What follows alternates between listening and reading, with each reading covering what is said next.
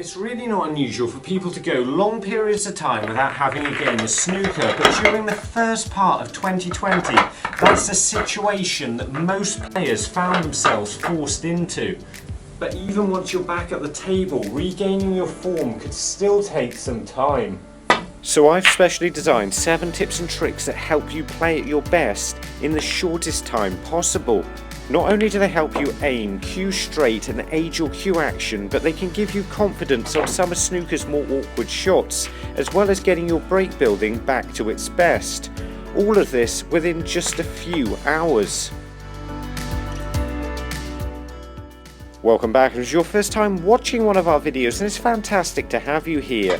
I wonder if you've ever heard people talk about not being able to see a shot properly, or not being able to see what they want to see. You may have heard phrases like, "I don't see the balls the same way I did when I was younger," or "professional snooker players just see the shots differently to you." But what does that actually mean, and what can you do about it? It's actually a common problem that players of all levels will have to deal with. Fortunately, fixing it is fairly straightforward.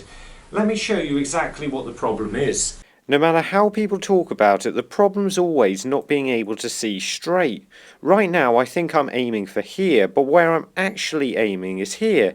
It's not very far out. And when I play the shot like this, I'm still going to pot the red, but that's because it's a very straightforward shot. On a harder shot, I could miss it by quite a long way.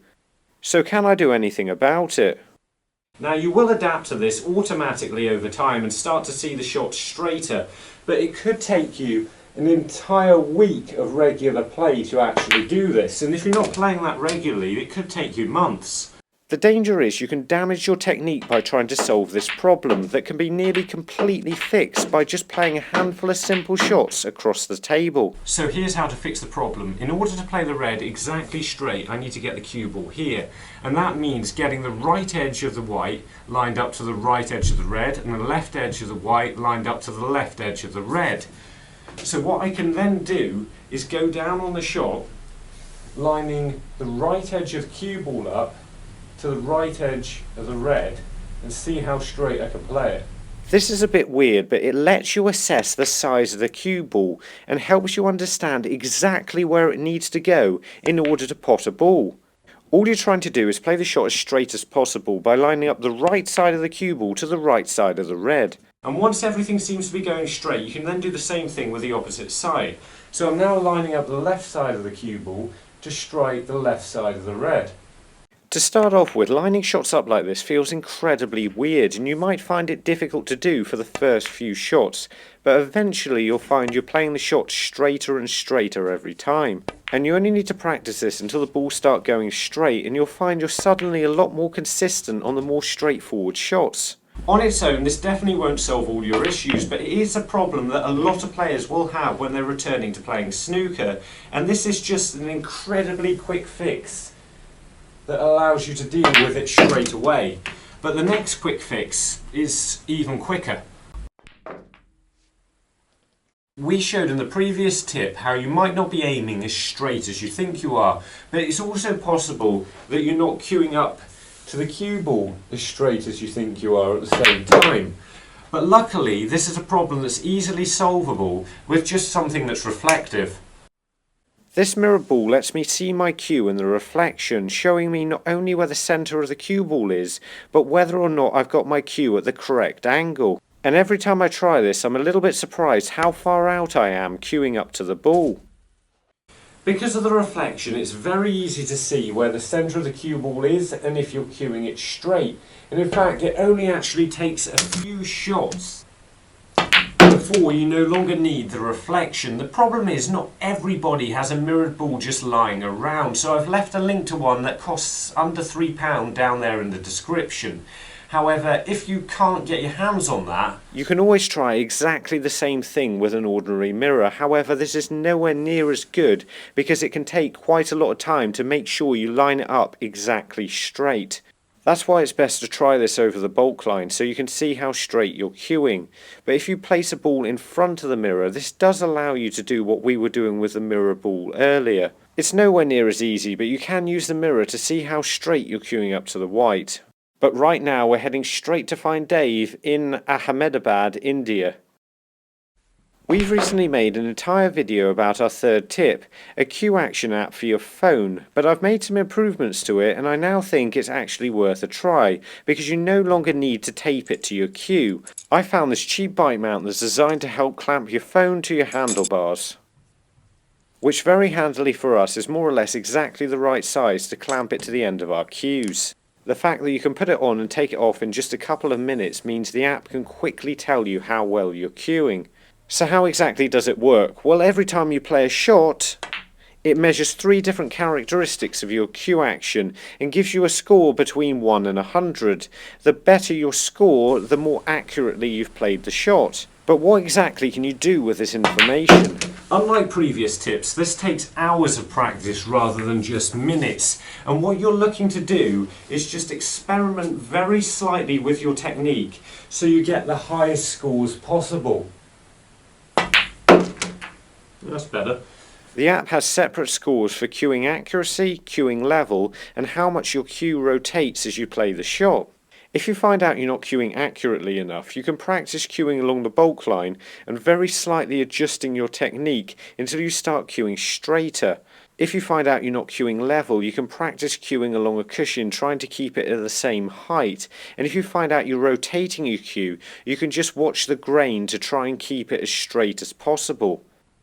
I found after practicing with this, when you start to get higher scores, it really does help you play at your absolute best. For the majority of players, potting a lot of balls in a row is something that never feels natural. It's something you just got to get used to. So that's why you need to practice something where you know you're going to be able to pot a lot of balls over and over again. And that's why these practice routines are incredibly helpful, because they allow you to stop solely worrying about potting the ball. And that's why this routine, where you have to pot all the balls over the pockets, is really helpful for beginner players. These routines are more about potting a large number of balls rather than making it too much of a challenge. So if you feel confident that you can clear the table on a basic lineup even 1 in 10 times, then it's definitely something you should be practicing now and again. But if you want something that's a little bit more of a challenge and can help you a little bit more with your break building, then just try potting consecutive reds and blacks off the spot. If you can pot 10 reds and blacks like this, then it's definitely going to increase your confidence break building around the black spot. But if you want something that's a little bit more of a challenge than this, then have a look at our next tip. When you're just getting back into playing snooker, one of the most difficult things to get right is the position of the cue ball around the black. And here's a great way to practice it. Put all the spare balls in the box just to weight it down. Place the box about halfway between the pink spot and the black spot, right in the middle like this. And what you've got to do is pot the black off the spot, but every single time you've got to hit the box. So we're just going to screw it off the box back to where I am now. The rules are very simple. On every shot you've got to pot the black and strike the box, and you simply play the next shot from wherever the cue ball lands. And it really isn't easy. If you can pot 10 blacks in a row like this, then you're doing well.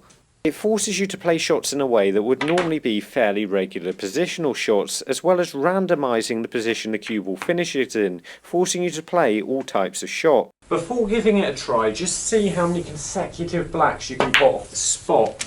Because if it's less than 10, I really wouldn't try it, and I just concern myself with potting the black off its spot and just keep it simple. But if you are able to pot 10 blacks in a row off the spot, then I think this is something that's definitely worth trying. Just like I'm really trying to squeeze Kieran on the map here, who's from Dawlish in the United Kingdom. Potting the balls off the cushion is also something you lose the ability to do if you haven't been playing for a while. So if you set the balls up like this, you can do quite a good practice routine just by bringing the cue ball back against the side cushion. Now to start off with, you might not want to quite keep it tight against the side cushion, but we're going to start off with a one into the biggest pocket. And you might be surprised how bad this feels to start off with if you haven't been playing for some time. It might feel like learning a brand new technique from scratch again, but after a while you'll begin to feel more and more confident with these types of shots, to the point where you're comfortably potting the harder ones from tight on the cushion. Once you get used to these shots from both sides of the table, all the worry you might feel about having to play them just disappears. As with every tip on this list, just practicing it for a small amount of time can really help you to get your form back fast. Whereas otherwise it could take you a lot longer. However, they're never going to be completely perfect straight away. And after we find Ahmad from Wazabad, Pakistan, we can look at our final tip, which is all to do with helping your long potting. But as with every other tip on this list, it's not about practicing something so hard and complicated it doesn't actually help you.